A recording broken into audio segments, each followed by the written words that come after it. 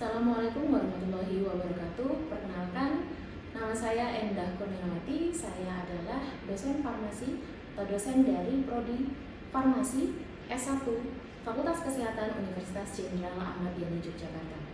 Video ini saya buat sebagai bagian dari pernyataan diri dosen dalam unjuk kerja Tridharma Perguruan Tinggi atau PDD UKT PT. Pada kesempatan ini saya akan menyampaikan salah satu mata kuliah yang saya ajarkan, yaitu adalah biofarmasetika dengan jumlah SKS adalah 3 yang terdiri dari 2 SKS teori dan 1 SKS praktikum. Adapun deskripsi mata kuliah dari biofarmasetika adalah mata kuliah ini membahas tentang sifat-sifat fisikokimia obat dan produk obat serta pengaruhnya dalam proses transport dalam badan, proses transport dalam melewati membran sel, aspek-aspek biofarmasetika, rate limiting step, studi absorpsi in vitro, in situ, in vivo, bioavailabilitas, dan bioequivalensi.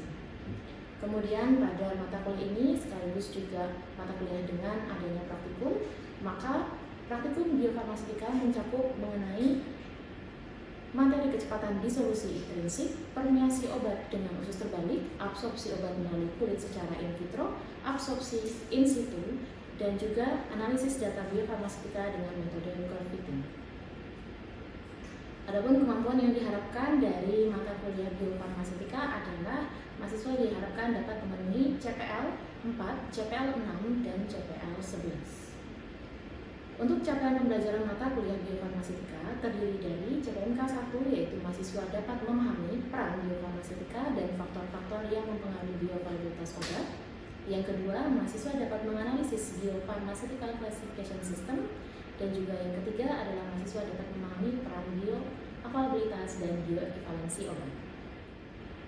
Materi pembelajaran teori untuk biofarmasetika terdiri dari peran biofarmasetika, hubungan fisiologi dan farmastika dalam bioavailabilitas, konsep biofarmaseutic system classification, studi absorpsi, dan uji bioavailabilitas bioequivalensi.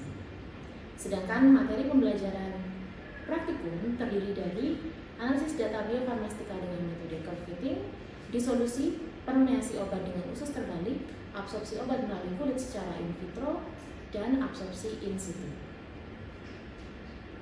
Adapun sistem pembelajaran atau mode pembelajaran perkuliahan yang kami laksanakan yaitu perkuliahan dilaksanakan secara luring atau di kelas, diawali dengan adanya penyampaian RPS di awal perkuliahan teori. Kemudian untuk praktikum, pelaksanaan dilakukan di dalam laboratorium.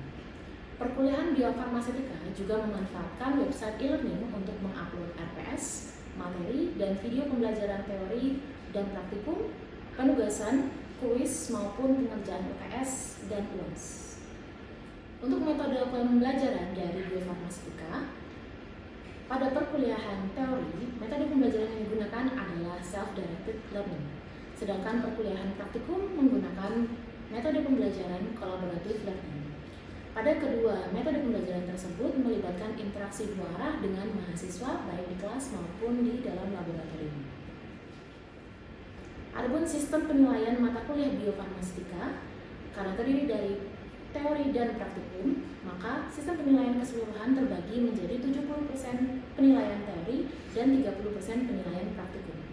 Untuk perkuliahan teori terdiri dari 14 pertemuan dengan rincian sistem penilaian, yaitu adalah yang pertama UTS 25%, UAS 25%, aktivitas 10%, tugas 30%, dan kuis 10%.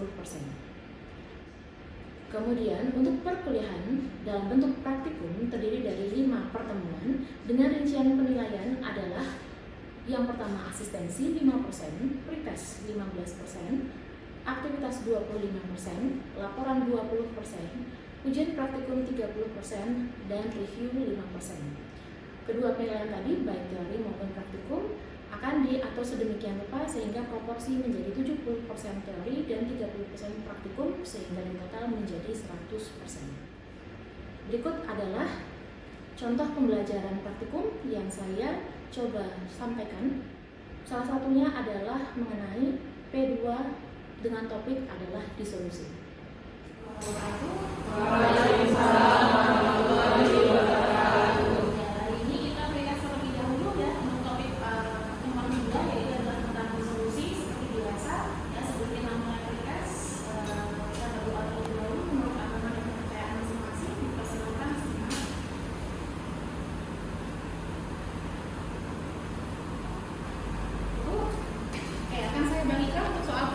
Seperti biasa, soal pretesnya ditunggu semua yang sudah diterima, baru kemudian nanti akan dikerjakan.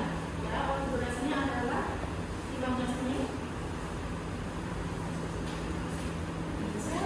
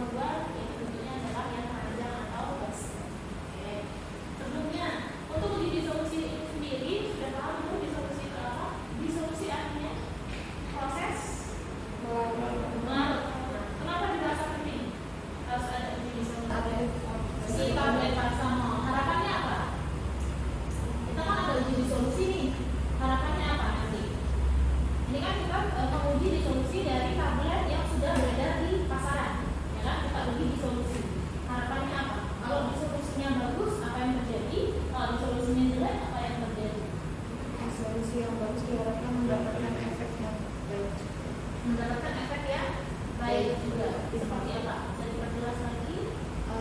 Semisal ketika tablet tersebut larut dengan waktu yang cepat, diharapkan efek pada pasien tersebut juga berlangsung secara cepat. Oke, berlangsung dengan cepat. Berarti nanti harapannya diolah supaya apa? Nanti di dalam tubuh sama nggak dengan yang ada di solution test? Harapannya sama. Tapi realitanya gimana? Di solution test sudah bayang ya alatnya seperti apa? Kalau di dalam tubuh kita apakah masih sama seperti itu? Tidak. Ya, kalau yang kita gunakan kan alat gelas. Sementara tubuh kita banyak komponen-komponen lainnya. Di antaranya apa saja yang bisa mengganggu atau mempengaruhi? pH, asam lambung, terus apa lagi? Ada enzim dan lain sebagainya. Itu kan semuanya setiap orang karakternya beda. Kecepatan pengosongan lambung dari kalian masing-masing sama atau beda? Beda.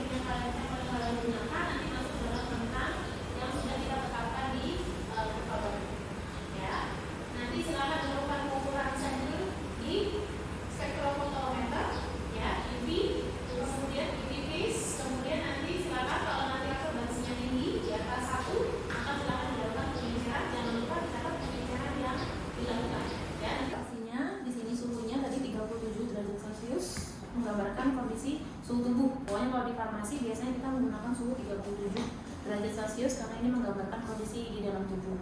Kemudian tadi RPM-nya masih ingat ya, 50 RPM. Oke. Kalau sudah seperti biasa nanti tabletnya diambil, nanti ini karena posisinya padat seperti ini nanti per 2 kelompok masuk ya. Nanti kemudian diambil samplingnya, kalau sudah mulai nanti kelompok kedua, kelompok 34, kemudian kelompok 56 ya. Nanti tabletnya masuk ke sini satu, kemudian langsung ditutup dan langsung dimulai sampling menit ke 0.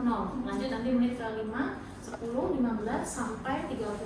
Kemudian nanti kita tambah lagi waktunya itu sampai menit ke 60. Ya, itu jelas ya. Nanti silakan memasukkannya di bagian yang paling besar.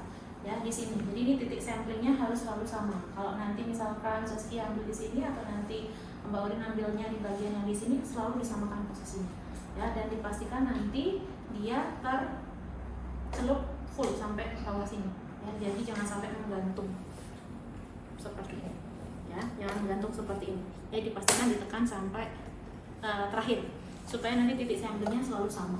Ya, nanti diambil volumenya adalah 5 mili, dikembalikan juga sama 5 mili dengan dapat fosfat pH 5,8. Jelas ya? Kalau sudah nanti silakan yang ditampung ke dalam tabung reaksi. Jelas? Ya, kalau jelas silakan untuk dimulai kerjakan.